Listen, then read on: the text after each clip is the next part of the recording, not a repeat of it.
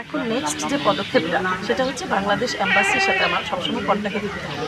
কারণ দেশের পরিস্থিতি আপনারা জানেন, গত বছর নাতালি ছিল এখানে, কিন্তু নাতালি এখন চলে গেছে, কারণ ওখানে এম্বাসির মধ্যে ভাঙচুর হয়েছে, সামনে অনেক ভাঙচুর হয়েছে। আপনারা জানেন যে পরিস্থিতি এখন বর্তমানে যে আছে, উনিও মহিলা, ওনার সাথে এখন পর্যন্ত আমার কন্ট্যাক্ট হয়নি, তবে ঢাকায় যে আমি কন্ট্যাক্ট করার চেষ্টা করবো, ওনার সাথে আমি মিট করার চেষ্টা করবো।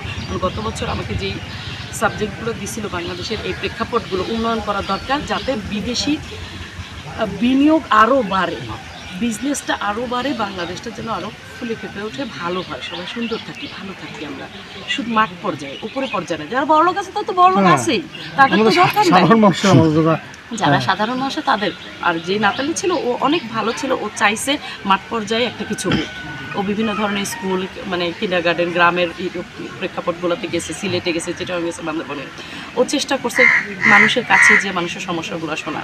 তো আমরা যদি একসাথে কাজ করি, ইনশাল্লাহ অবশ্যই একদিন দেখা যাইতেছে আমাদের সমস্যাগুলো আপনারা যেটা আমাকে বলতে চেষ্টা করতেছেন সেটা আমি একসময় উপস্থাপন করার মতন আমার সামর্থ্য হবে। সুইজারল্যান্ডে আমি কি করি, কত বছর ধরে আছি, আমার সুইজের পাসপোর্ট আছে কিনা, এগুলো আমাকে সাবমিট করতে হয়েছে। সব কিছু করার পরে আমরা সবাই অ্যাপ্লিকেশন জমা দিচ্ছি। 1400 মহিলার ভেতরে আমাদের 256 মহিলাকে ওনারা সিলেক্ট করছে, সংসদ থেকে আমাদের মনোনয়ন করা হয়েছে 256 মহিলা। তাদের মধ্যে আমি থাকি জুরিক সিটিতে, অনেকগুলো সিটি আছে, ব্যার্ন সুইজারল্যান্ডের রাজধানী, আমরা থাকি জুরিক সিটিতে। জুরিক সিটি থেকে আমাদের 33 জন আমরা নির্বাচিত হয়েছিলাম এই 256 সিটের জন্য সংসদের। এই 33 সিটের মধ্যে আমি ছিলাম 3 নম্বরে। আমি এত ভোট পাইছি, আমাদের পুরো জুরিকের ভেতরে আমি এত ভোট পাইছি, আমি ছিলাম 3rd নম্বরে। পুরো সুইজারল্যান্ডে সবাই ভোট দিতে পারবে আপনাকে যদি আপনি দাঁড়ান, কারণ এই সংসদটা হয়েছে পুরো সুইজারল্যান্ডের ভেতরে। সুইজারল্যান্ডের যতগুলো সিটি আছে সবগুলো সিটি থেকেই মহিলাদেরকে ওরা আমন্ত্রণ জানাইছে, তোমরা এই সংসদে আসার জন্য তোমাদের কোয়ালিফিকেশন জানাও আমাদেরকে, আমরা তোমাদের ডিসাইড করবো তোমরা কোয়ালিফাইড কিনা। আর আমরা আমাদের কাছের মানুষদেরকে আমাদের একটা লিঙ্কস দিয়ে দিছিল, এই লিঙ্কসগুলো দিয়ে দিয়েছে, লিঙ্কসে ঢুকে ওরা আমাদেরকে, আপনার যেটা ভোটার পোর্টাল বলেন, ওই পোর্টালে ঢুকে ওনারা আমাদেরকে ভোট দিয়ে দিচ্ছে, অনলাইনে সবাই আমাদেরকে ভোট দিয়েছে। সেই ভোটের যে লিস্টটা অনুযায়ী আমি 33 জনের মধ্যে 3 নম্বরে ছিলাম। তো মোটামুটি আমাদের সবাই অনেক ভালোই সাড়া দিছে। তো আমাদেরকে সংসদে আমাদেরকে 8টা সাবজেক্ট নিয়ে কথা বলার জন্য, আমাদেরকে ওখানে তো নিজের মনের মতো কিছু বলা যায় না, যে আমি একটা সিটি থেকে আসছি, আমার সিটিতে মহিলারা এই প্রবলেমের মধ্যে আছে। আসলে মূলত এটা মহিলা পার্লামেন্ট, যেহেতু মহিলাদের অধিকার নিয়ে কথা বলার জন্যই আমাদের ওখানে নির্বাচন করা হয়েছিল। তো আমরা যখন ওখানে গেলাম তখন আমাদেরকে বলা হলো যে তোমরা সিটি ভিত্তিক কোনো কথা বলতে পারবে না, যেহেতু সুইজারল্যান্ডের নিয়ম অনুযায়ী সমস্ত সমস্যাটা আমরা ভাগ করে দিই। যেমন প্রতিবন্ধী সমস্যা থাকতে পারে, বৃদ্ধ ভাতা সংস্থা থাকতে পারে, একজন প্রেগনেন্ট মহিলা প্রেগনেন্ট থাকা অবস্থায় কী ধরনের সুযোগ সুবিধা পাবে, কিভাবে সেটা বাড়ানো যায়। আর আমি যখন বয়স্ক হব, বয়স্ক ভাতার ক্ষেত্রে একটা পুরুষের তুলনায় একটা মেয়ে যেন কমে না থাকে, সে যেন সমপরিমাণ ভাতাটা পায়। এই ধরনের 8টা সাবজেক্ট ছিল আমাদের, ওনারা নির্ধারণ করে দিছে, আমরা কিছু নির্ধারণ করতে পারিনি। ওনাদের নির্ধারিত 8টা সাবজেক্টের উপরে আমাদের 6টা সেশন হয়েছে, 6 বার আমাদের পার্লামেন্টে বসতে হয়েছে।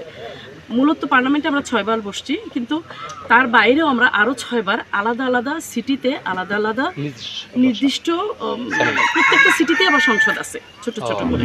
এটাকে বলে আপনার কি বলবো আমি, কংগ্রেস হাউস বলে আমাদের ওখানে, কংগ্রেস হাউস। প্রত্যেকটা কংগ্রেস হাউসে আমাদের 6 বার করে বসতে হয়েছে সব সিটিতে। আমি যেমন জুরিক সিটিতে, আমার জুরিক সিটিতে একবার হয়েছে, বার্ন সুইজারল্যান্ডের রাজধানী, ওই সিটিতে হয়েছে, এরকম সব সিটিতে আমরা প্রথমে 6টা মিটিং করছি। 6টা মিটিং করার পরে আমাদের সংসদে ডাকা হয়েছে।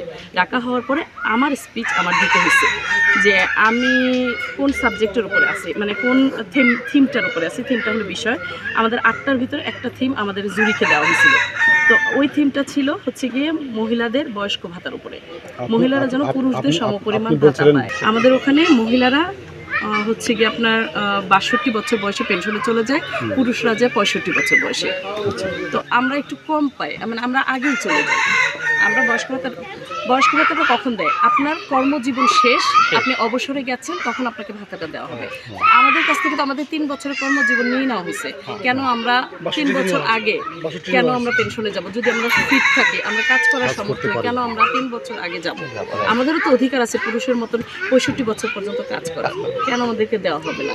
এই বিষয়গুলো আমরা সাবজেক্টগুলো দেওয়ার পরে সমস্ত সুইজারল্যান্ড যে বড় বড় আরও এমপিরা আসছে, যারা আমাদেরও উপরে যারা এই ব্যাপারে ডিসিশন নেবে তারা একটা লিস্ট বানিয়েছে, যেটার উপরে আমাদের সবাইকে ভোট দিতে হয়েছে। আমরা যেমন সংসদে দেখি না, বিভিন্ন বাটন থাকে, 3টা বাটন থাকে, green button, yellow button, red button.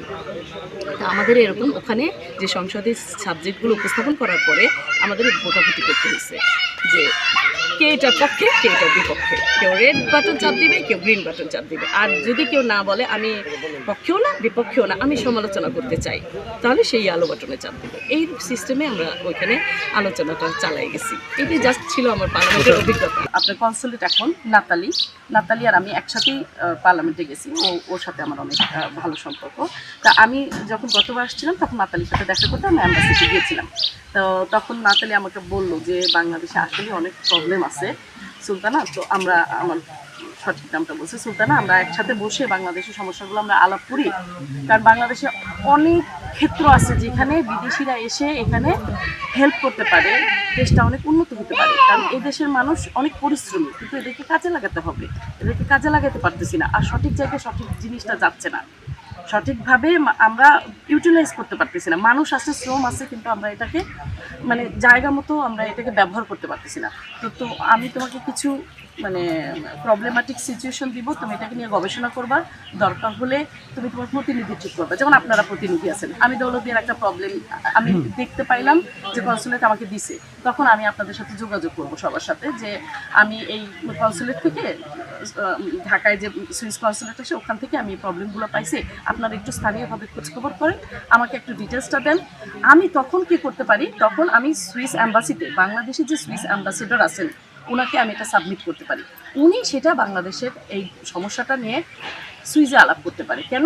সুইজের সাথে বাংলাদেশের অনেক চুক্তি আছে, গার্মেন্টসের চুক্তি, বেশিরভাগই গার্মেন্টসের চুক্তি।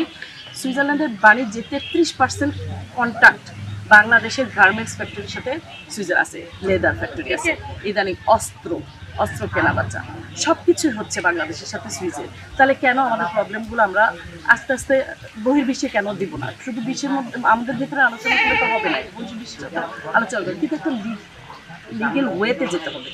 যেমন মাধ্যমে, আমি একটা মাধ্যম আপনাদের কাছে, ঠিক আছে? আমি আপনাদের বোন, আমি সুইজারল্যান্ডের প্রথম বাংলাদেশি হিসেবে পার্লামেন্টে বসার মতন আমি সুযোগটা পাইছি। আমি চাই না এখানকার 1 ইঞ্চিও মাটি অন্যজন আসুক, যারা এসে এই জিনিসটাকে এমন কিছু করুক যে জিনিসটাতে আমার বাবা মা কষ্ট পাবে। আমি মনে করি এখানে যারাই হেঁটে যাচ্ছে তারা আমার বাবার মানে গড়া একটা জিনিসের উপর দিয়ে হেঁটে যাচ্ছে। আর এখন যদি আসছে, আমার ভাই বিক্রি করে ফেলছে, ঠিক আছে, আমার ভাই বিক্রি করছে, আমার কোনো সমস্যা নেই। যারাই আসছে তারাই যেন একটু রেসপেক্টের সাথে আমাদের সাথে থাকে, আমাদেরকে একটু সম্মান দেয়। যে এখানে যারা শুয়ে আছে তারা কিন্তু সম্মানী ব্যক্তি ছিল।